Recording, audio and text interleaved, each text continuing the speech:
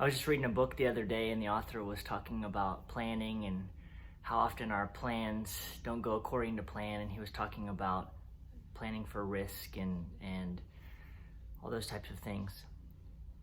And he told the story of the Battle of Stalingrad in World War II and how the Germans had a bunch of tanks on the outside of the city just sitting idle.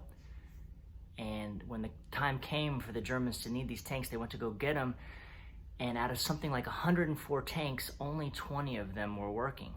When they dug in to figure out what had happened, they realized that mice had gotten in and chewed out the insulation of the electrical system, rendering all of these tanks incapacitated. These great technological marvels were rendered useless because the mice had gotten in and chewed away at that insulation. I thought about the scripture, the little foxes that spoil the vine. And it was kind of a warning to me and maybe to others.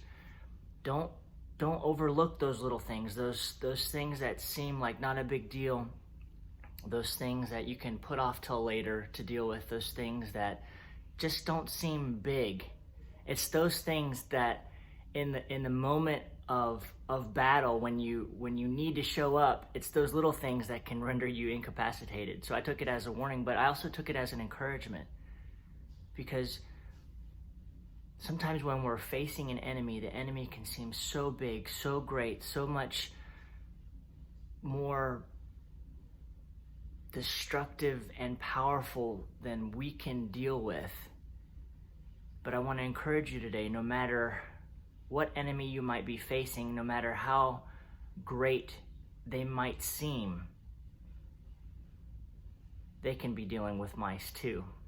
And God can use those to render your enemy incapacitated. So don't be discouraged by the way things may look. Trust in God.